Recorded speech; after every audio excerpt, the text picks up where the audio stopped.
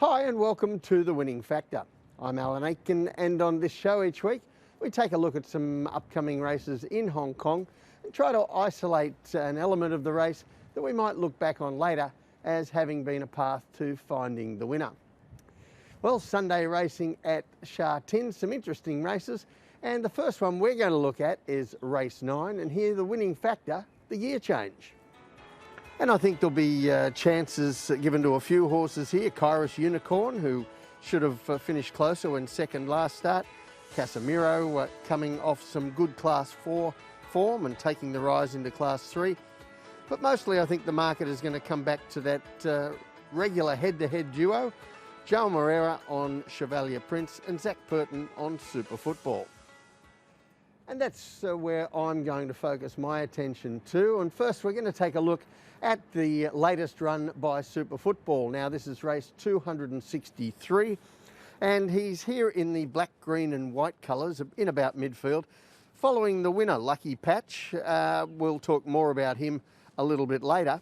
And Super Football has a nice run in the race. The pace was good early, slowed up on the circle and then quickened again in the straight. But he couldn't quite match the winner's acceleration there and kept on well, kept finding the line, and he gets another 200 metres to run over here. So that was a nice effort, a horse with only 2 runs in Hong Kong. That was on International Day, and also on International Day we saw the latest effort of Chevalier Prince. And Chevalier Prince, in my view, the horse to beat. So we're going to take a look at that race over 1,800 metres and in a strangely run race with an exceptionally slow early speed. He's in the red colours with the white cheek pieces and gets a nice spot early with no pace on. And you see on the heat map, after that very slow early pace, the leaders picked it up from the 1,200 to the top of the straight. And Chevalier Prince, well, he had to go with them to keep that position. And you'll also see here Kairos Unicorn, the grey and the blue and red colours, doesn't have much luck in the last 300 metres. But we're focusing on Chevalier Prince, and in the straight he hits the front. He looks to float a little bit once he finds the front and then gets overhauled by the horses running on from behind him. Now that defeat could have been down to him being tested for stamina at his first attempt at 1,800 metres. It could also have been the energy that he spent from the 1,200 metres to the 400 metres, keeping up with those leaders when they did pick up the pace, and that left him vulnerable late. But either way, a decent sort of effort. But let's take a look back at his previous run at 1,600 metres, where he runs on Sunday. And this is the first time that he wore cheek pieces. And once again, we'll see him here in those red colours. And the speed in this race, much better early. He gets back into midfield. Moreira gets a run through on the inside in the straight. And with the leaders weakening, as you see on the heat map, he gets by them, goes on to win by a neck. But once again, I want to highlight that he looks just to be a little unsure of his job in the last 200 metres and doesn't really put the opposition away. Which brings us to gear changes. Now, as I said, that was his first attempt in cheek pieces, as his trainer Frankie Law attempted to tweak the horse's gear and get something more from him. And don't really think it quite did the job that he wanted. Now, gear changes in general are often a topic of conversation for horse players, and many think they're very important. I took a look last season at specifically blinkers and found a strike rate of about 1 in 16 winners. So I'm not giving them that much credibility, but I thought we'd take another look at gear changes in general, and perhaps it's just the matter of changing some gear on a horse that can bring about some improvement.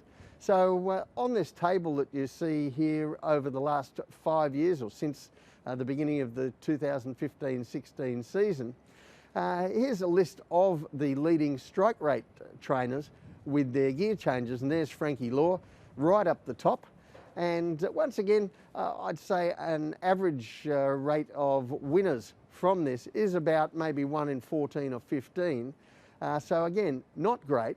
But when we look at Frankie's strike rate, he's right up the top, he stands out, and in the wins versus expected wins column, he's also showing a big lead on the market. So certainly a trainer worth following with his gear changes, and good mentions there too for Ricky Yu and Peter Ho.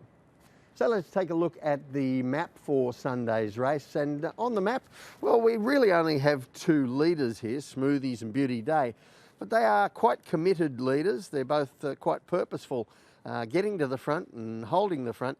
And I think that they might run each other along a little bit here. And I'm thinking that the pace might get up to average.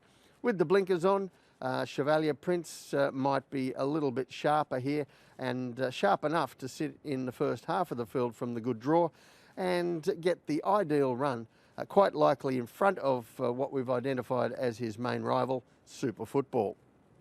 So the tip in race 9, Chevalier Prince, his winning factor, the gear change. Now he has the blinkers going on for the first time. He has looked a horse who might benefit from such a gear change as blinkers, and we've seen on the statistics that Frankie Law has a great and profitable record when it comes to gear changes for his runners. The other race that I want to look at is the final race, race 10, and our winning factor here, Race Fitness. Now this is a Class 2 that's going to have some relevance for a premier kind of race like the Classic Mile at the end of this month, the first of the 4-year-old classics, as we see the return of Excellent Proposal for John Size, Enriched Delight, who was a good winner at his Hong Kong debut, and Lucky Patch, a winner of 2 of 3 starts in Hong Kong. And now he takes the class rise from Class 3 into Class 2. And there are a couple of other fringe chances, but these are the horses that I want to concentrate on. And we've already seen earlier on the show Lucky Patch's latest win on International Day, and he's a horse who's flying under the radar a little bit for these 4-year-old races. He won 2 out of 2 in Australia, he's won 2 out of 3 in Hong Kong, and was unlucky the day he was beaten. So he's certainly a horse who might be underrated going forward. I don't think he'll be underrated in this race, but let's have a look at his opposition and what we might expect from them. And first of all, we're going to go back all the way to the opening day, and this is Excellent Proposal on the opening day of the season, 1400 metres and race 9. And as you see here, good pressure mid-race to help the horses running on, and in the mainly purple colours in midfield, Excellent Proposal had a bit of a wow factor here to him after being held up for running at the top of the straight. He launches late and arrives right on the line to win narrowly, and this was his most recent effort at 1400 metres. He subsequently won again at 1600 metres and 1800 metres before John Size elected to put him aside, give him a little bit of a break before bringing him back for the 4-year-old classic races heading towards the Derby.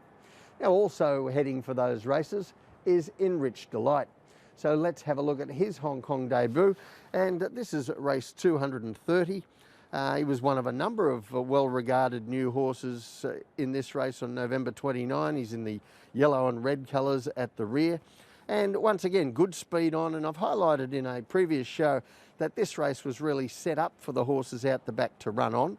And he certainly did that. He shows a good change of gears, and Enriched Delight finishes best all over the top of the other runners and wins well by about a length. Now, while Excellent Proposal's break since early season was intended, since that win, Enriched Delight had a leg problem. He was scratched from a race on International Day as a result, and so he has missed a run before coming back for this event here.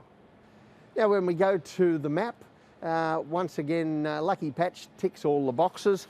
He's got an inside draw. He looks to get a good run somewhere forward in a race without a lot of speed, while we might see that lack of speed and the distance a little bit of a concern for both Enriched Delight and Excellent Proposal, who are likely going to get back in the field, and they would certainly prefer more pace on, I think. So the tip in race 10, Lucky Patch, his winning factor, Race Fitness.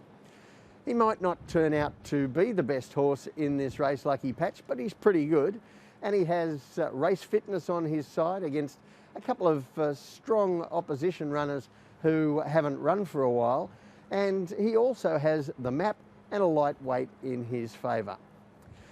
Well, that's it from the Winning Factor for this week. Enjoy the racing on Sunday. We'll see you next time.